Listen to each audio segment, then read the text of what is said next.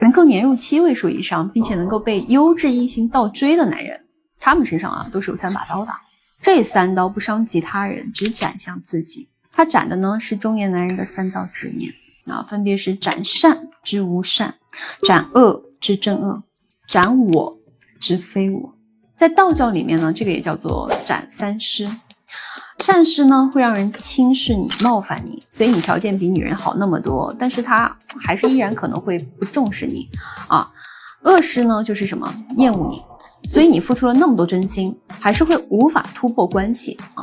那自我事呢，就是会让别人觉得你高傲，然后疏远你，所以你的每一段关系都是很难长期安稳的。如果说你人到中年，想去体验一段滋养你灵魂、反哺你事业的一个优质关系，那今天的内容呢，会非常的适合你。我会带着各位去斩掉3尸啊，思维导图呢，我将会放在这里，你有需要的话可以自行解读，好吧？我们就直接开始。首先就是善事。善事是什么？用大白话来讲呢，就是一句我是为了你好。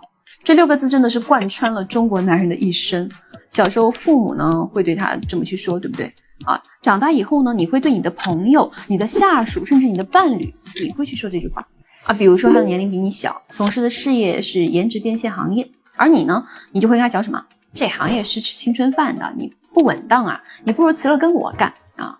还美其名曰什么？我是为了你好啊！确实，你们的初心很纯粹，你只是想让他变得更好。但为什么他不仅不感激你，还会反过来讨厌你呢？问题就在于你的这句话，它的潜台词是什么？是我对了，你错了，所以你应该按我所说的做啊！它的本质呢是一种控制，是一种否认，所以女人才会厌恶你的好意。道德经里面有说，大道废有仁义，它并不是在否定仁义，而是说当一个人开始大张旗鼓地宣传自己的仁义的时候，这恰恰说明了他已经废了，别人已经不会信任他了。而斩善事啊，就是让你斩掉这种我为你好啊，所以你要服从我的念头。那具体怎么落地呢？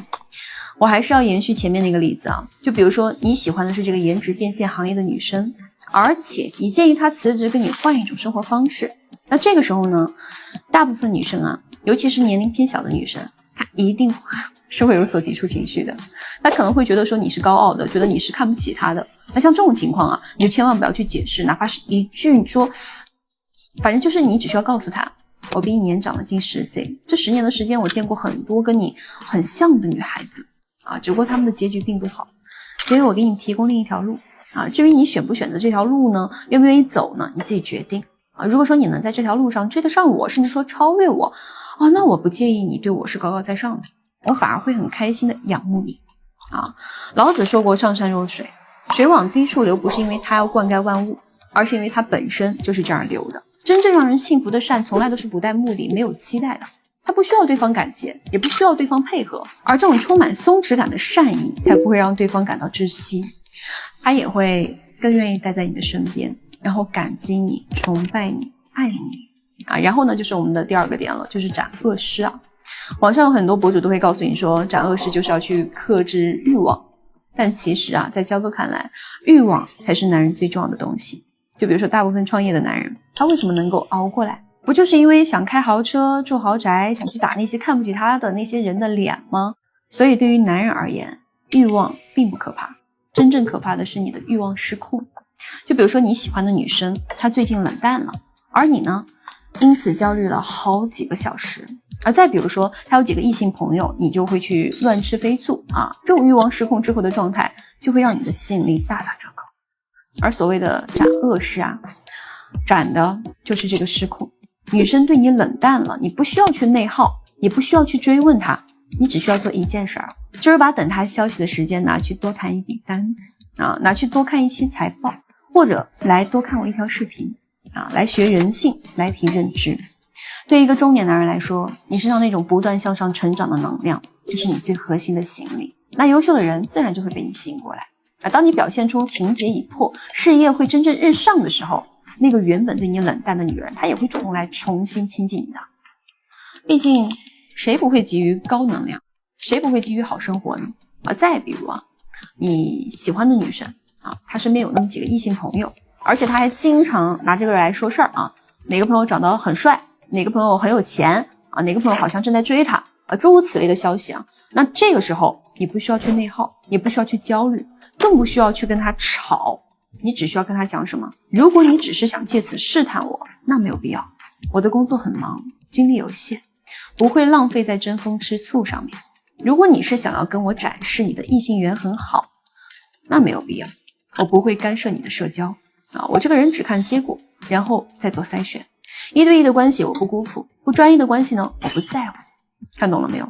你并不会因为他的社交问题而失控，相反，你全程都是在用一种很冷静且冷酷的姿态，站在高位去做取舍。那这个时候，他才会把你的底线牢牢的记在心里，哪怕你不明说，他也会去主动跟其他人去划清关系，对吧？划清界限。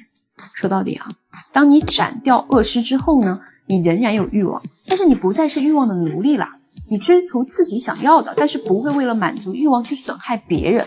你还有攻击性的，但是你只在真正必要的时候才会使用它。这个才是真正的强大，不是没有欲望的强大，是凌驾于欲望的强大。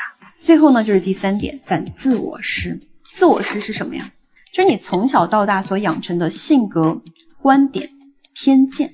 就比如你小时候父母总是吵架，那你在长大之后呢，就会在关系当中会有很严重的控制欲，你会忍受不了对方的一丁点冒犯，对吧？再比如说你以前创业的时候，你吃过亏，被人甩过白眼儿，那你现在已经事业有成了之后呢，你就会额外的看重你的自尊啊。女生稍微有点不听话了，你就会雷霆大怒啊。但是兄弟们，你有没有想过，他可不是你的傀儡啊，也不是你的附庸，那他肯定不可能完全顺从你的呀。他跟你是一样的，有自己的经历的，他是有自己脾气的，那有脾气就会有矛盾的呀。而斩自我师呢，并不是让你完全放下自己的脾气啊，去啥事儿都顺着他，而是要斩掉你的一些执着。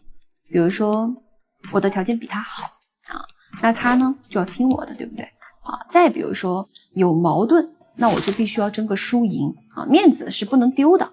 那这些比较偏激的，而且是无效的一些执念，那我再给你们举个例子吧。你今天跟他闹了矛盾，这个时候大部分兄弟的第一反应是什么？是想着我要保持强势，我要怎么样，对不对？我要赢，然后你就会干嘛？你就会去冷淡他，去甚至是反正是冷处理，甚至会断掉一些付出吧。啊，如果你真的试了过后，你就会发现什么？这种看起来强势的行为，实际上只会彻底的激起女生的对抗心理。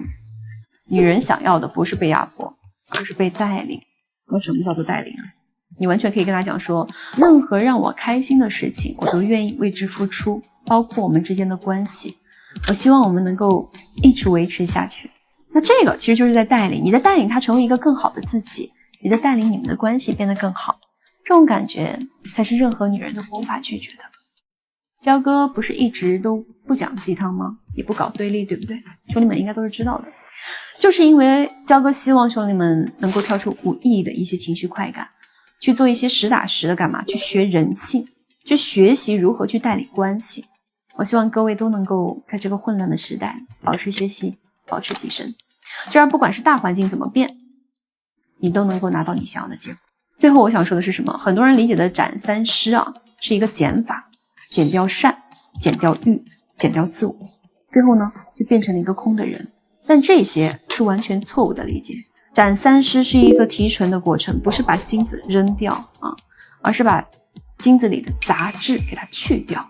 它不是让你处处忍让，而是让你成为一个更完整的自己，从而得到一段更完整也更优质的关系。